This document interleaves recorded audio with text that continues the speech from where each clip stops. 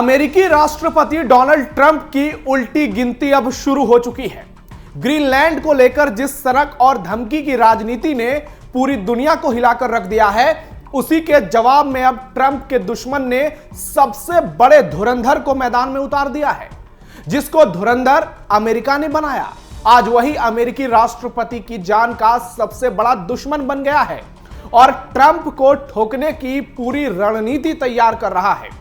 जिसे कभी अमेरिका ने सबसे बड़े सम्मान से नवाजा, आज वही अमेरिका का सबसे बड़ा दुश्मन बन गया है। वो ट्रंप से लोहा लेने को तैयार है।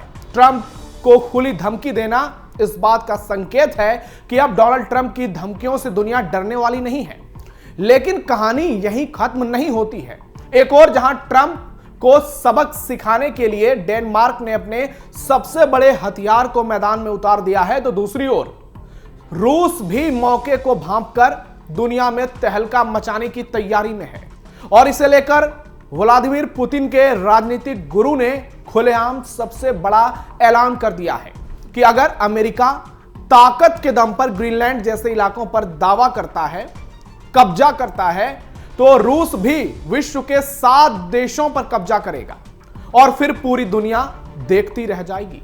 नमस्कार, टर्निंग पॉइंट में आपका स्वागत है। मैं हूं नवेंदु शेखर झा और आज के टर्निंग पॉइंट में बात करेंगे ट्रंप बनाम यूरोप और ट्रंप बनाम पुतिन की जंग की, जो महाविनाश की ओर बढ़ रहा है। क्योंकि ट्रंप के कदमों से लग रहा है कि दुनिया एक बेहद खतरनाक मोड़ पर खड़ी है, जहां ट्रंप की एक जिद अब वैश्विक टकराव की चिंगारी बन जाएगी। और क्या ये तीसरे विश्व युद्ध की आहट है? वीडियो बहुत शानदार होगी, लास्ट तक जरूर देखिएगा। ट्रंप को ठोकने का प्लान तैयार, मैदान में कूदा सबसे बड़ा सूरमा, दुनिया को रूस की खुली धमकी, 7 देशों पर कब्जा करेंगे व्लादिमीर पुतिन। ग्रीनलैंड को लेकर ट्रंप की बढ़ती सनक धीरे धीरे खूनी संघर्ष की ओर इशारा करने लगी है। ट्रंप की धमकी के बाद कई यूरोपीय देश अपनी सेना ग्रीनलैंड में भेज रहे हैं और ग्रीनलैंड की सिक्योरिटी लगातार बढ़ाई जा रही है। लग रहा है कि महाविनाश की शुरुआत हो चुकी है। इसके साथ ही डेनमार्क ने ट्रंप के खिलाफ ट्रंप को ठोकने के लिए सबसे बड़े लड़ाके को मैदान में उतार दिया है। एक ऐसा खूंखार सैनिक जिसे खुद अमेरिका ने तैयार किया। वो अब डोनाल्ड ट्रंप को मौत के घाट उतारने के लिए रणभूमि में कूद गया है। नाम है पीटर हार्लिंग बायसन, जो डेनमार्क की रॉयल डेनिश आर्मी का सबसे काबिल ऑफिसर है, जिसने 1 मई 2024 को डेनमार्क के मेजर जनरल के पद के साथ साथ chief of the army command का पद संभाला।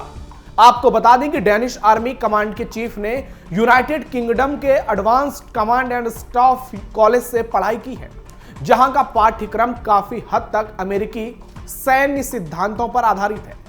पीटर 88,000 फौजियों के इकलौते बॉस हैं और आज उस मुकाम पर हैं जहां उनके एक इशारे पर डेनमार्क की पूरी सेना एक झटके में बहुत बड़ा हमला कर सकती है, कई बड़े दुश्मनों को निपटा सकती है। पीटर बायसन डेनमार्क की सेना का वो मास्टरमाइंड है जिसने अपनी पूरी जिंदगी बारूद, गोलियों और युद्ध के मैदान में बिताई है और दुनिया के बड़े बड़े धुरंधरों को धूल चटाई है। उनके करियर का एक बड़ा हिस्सा नेटो के मिशनों में बीता है। नेटो का सबसे बड़ा लीडर अमेरिका है, इसलिए बायसन ने युद्ध की बारीकियां, कमांड और कंट्रोल सीधे सीधे अमेरिकी जनरलों के साथ काम करके सीखा है। यानी वो भली भांति जानते हैं अमेरिका क्या है। जब वे डेनमार्क के स्पेशल ऑपरेशंस कमांड के प्रमुख थे, तब उनका सबसे ज्यादा संपर्क अमेरिका के USSO कॉम से था। अमेरिका ने ही डेनिश स्पेशल फोर्सेस को आधुनिक हथियार चलाने और कॉम्बैट ट्रेनिंग की कार्रवाई सिखाई थी। अमेरिका ने पीटर हॉर्लिंग बायसन को उनकी सैन्य उपलब्धियों और इंटरनेशनल सहयोग के लिए सम्मानित किया था। पीटर बायसन को US आर्मी कमेंडेशनल मेडल से भी नवाजा गया था। यह मेडल उन्हें उस इंटरनेशनल सैन्य ऑपरेशंस जैसे अफगानिस्तान में ISAF के दौरान अमेरिकी सेना के साथ मिलकर बेहतरीन तालमेल बिठाने और शानदार सेवा देने के लिए दिया गया था। अमेरिकी सेना भी मानती है कि बायसन एक जबरदस्त रणनीतिकार हैं, एक दमदार फौजी हैं जो कभी भी किसी भी युद्ध को पूरी तरह से पलट सकते हैं। वहीं रक्षा विशेषज्ञों का मानना है कि अमेरिका ने बाइसन को इतना सक्षम बना दिया है कि अब वे अमेरिका को ही वार टैक्टिक्स सिखाएंगे। वो अमेरिका की वार टैक्टिक्स को बहुत अच्छी तरह समझते हैं। उन्हें पता है कि अमेरिकी सेना कैसे सोचती है, उसकी कमजोरी क्या है और उसे अंतर्राष्ट्रीय स्तर पर कैसे घेरा जा सकता है। उसकी मजबूती और कमजोरी को भली भांति ये जानते हैं और ऐसे में अमेरिका के साथ इनका मुकाबला और आसान हो जाएगा, क्योंकि जब दुश्मन के कुनबे को आप अच्छे से समझ लेते हैं तो वार और भी खतरनाक होता है। और बाइसन तो वैसे ही दुनिया के सबसे खतरनाक सैनिकों में से एक है, यानी वो कभी भी ट्रंप को ठोक सकते हैं, कभी भी ट्रंप को ठुकवा सकते हैं और अमेरिकी राष्ट्रपति का काम कभी भी तमाम हो सकता है अगर उन्होंने अपनी जिद, सनक और अड़ियल रवैये को नहीं छोड़ा तो। अब इंतजार करना होगा ट्रंप के रुख का। लग रहा है कि धीरे धीरे ट्रंप ठंडा रहे हैं और आने वाले समय में ट्रंप पूरी तरह से ठंडा जाएंगे। खतरनाक मिशन से जुड़े रहे हैं पीटर बाइसन। बाइसन का सैन्य सफर साल 1983 में शुरू हुआ। उनके पास इंटरनेशनल लेवल पर काम करने का बहुत गहरा अनुभव है। वो स्पेशल फोर्स के बेताज बादशाह रहे हैं। पीटर सालों तक स्पेशल कमांड ऑपरेशंस कमांड को उन्होंने लीड किया है। ये वो लोग हैं जो अंधेरे में शिकार करते हैं और जिनके चेहरे दुनिया कभी देख नहीं पाती। इसके बाद सेना प्रमुख बनने से पहले वो मल्टीनेशनल कॉर्प्स नॉर्थ ईस्ट के डिप्टी कमांडर रह चुके हैं। 90 के दशक में बाल्कन का युद्ध इतिहास का सबसे खूनी संघर्ष माना जाता है। वहां हर मोड़ पर स्नाइपर्स और बारूदी सुरंगें बिछी होती हैं।